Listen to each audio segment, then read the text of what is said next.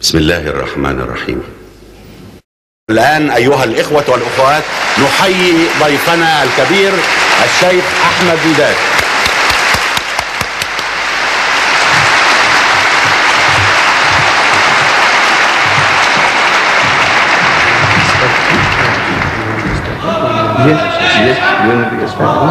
Yes, please.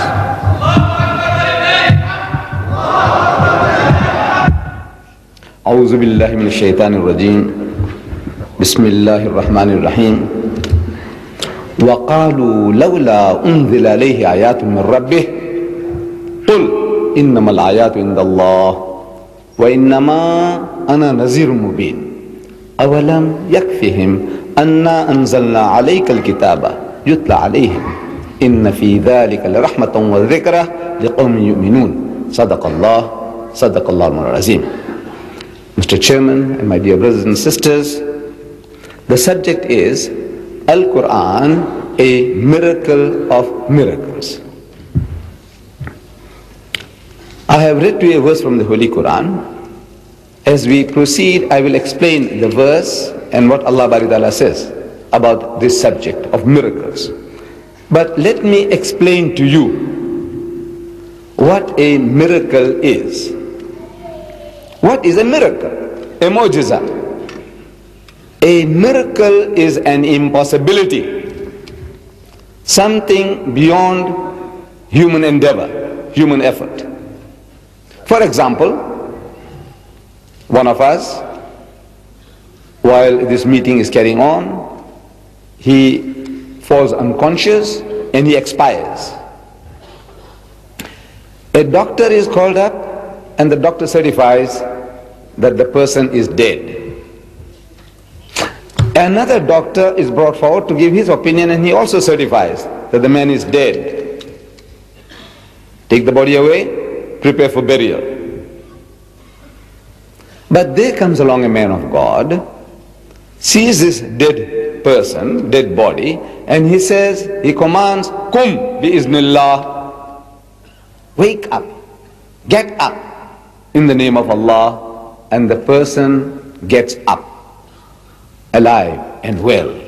We say it's a miracle because it was an impossibility certified by two doctors and yet the person has come back to life. Miracle. But suppose the man was dead for 3 days, put in a mortuary, in a morgue, and after 3 days somebody comes along, the man is gone as hard as rock, and he shouts at the corpse, Kum bi-iznillah, arise in the name of Allah, and the man comes back from the dead, from the mortuary, from the morgue. We say that is a greater miracle because it's a greater impossibility. But after the person is dead and buried, his bones have rotted in the grave, and somebody cries, Kum bi-iznillah, and the person gets out of the grave, alive, breathing, well, we say that is still a greater miracle. So greater the impossibility, the greater the miracle. I hope this definition, is simple enough for everybody to grasp. Now in that sense, the Quran is a miracle of eloquence. In the first instance, you see, nations before Islam were sent prophets. And mankind had a tendency to demand proof by some supernatural acts. Hazrat Musa alayhi salam, the holy prophet Moses, he was given a type of miracle which was akin to magic. He was among the magicians in Egypt. So he had to contend with these magicians, and Allah gave him a miracle to confound these magicians. Fir'aun, thinking that Musa alayhi salam was another magician, he brought forth his own magicians to play the part. And the magicians, the Egyptian magicians, they had little magic sticks, magic wands, and they threw them on the ground. And all these little sticks became little snakes, serpents. Allah Bari Ta'ala had already given Hazrat Musa alayhi salam an experience with his rod on the mount.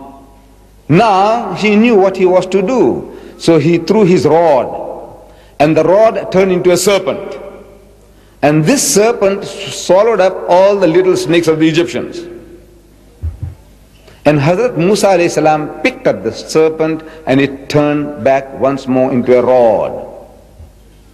And the Egyptian magicians, they realized that this is no magic.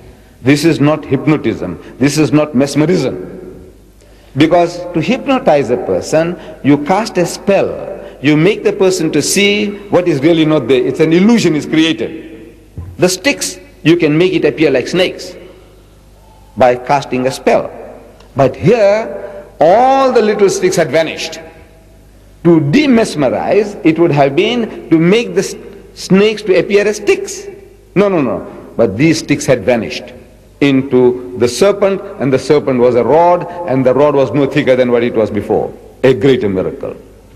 And the Egyptian magicians, they confessed that this is no magic. This is something beyond. It was a miracle, a real miracle, not magic. So Allah gives miracles according to the mentality, the needs of the people. People with magical minds, they were confounded with magic, superior magic, real magic. Hazrat Isa alayhi salam, Jesus Christ, when he appears on the scene, he comes among a people who were steeped in Greek medicine. They were performing wonders with medicine. So Allah gives him healing powers, healing those born blind. A person who goes blind by shock or by some damage, infection, is quite a different thing from one who is born blind.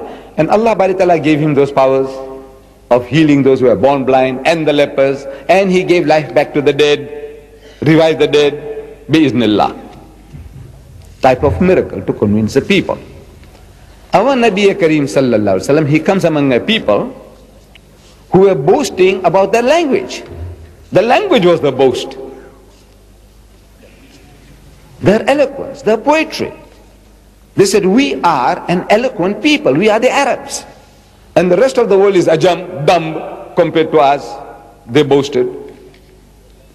They would ask, this is you, in your language, you ajami, how many words have you got for a horse in your language? Synonyms for a horse. Oh man said, maybe half a dozen. He said, you see, we can give you 100 in our language. He says, how many words, synonyms you have for a sword? Oh, anybody would say half a dozen. He said, you see, in my language I can give you 100. So you see, we are the eloquent people and you people are all dumb, ajam. So among such a people when he comes along, the greatest miracle that he gave was the Qur'an. That the language of the Qur'an in the first instance was beating the people. And they realized, people with sense, that this is not poetry, this is not prose, this is something beyond our understanding, and people accepted the faith. But let me tell you what a non-Muslims, they have to say about the Quran and its eloquence. A.J. Arbery, an Englishman, who translated the Holy Quran into English, in his preface he says, whenever I hear the Quran chanted, is a foreigner. He had just learned Arabic. Arabic is not his mother tongue. And he says, whenever I hear the Quran chanted, meaning beautifully recited, it is as though I'm listening to music. Underneath the flowing melody, there is sounding all the time the insistent beat of a drum. It is like the beating of my heart. You can't help vibrating on the wavelength of the Quran. Then Reverend Bosworth Smith, a Christian missionary, he wrote a book on Muhammad and Mohammedanism. In his book he says about our Nabi Kareem sallallahu alaihi wasallam and the Holy Quran.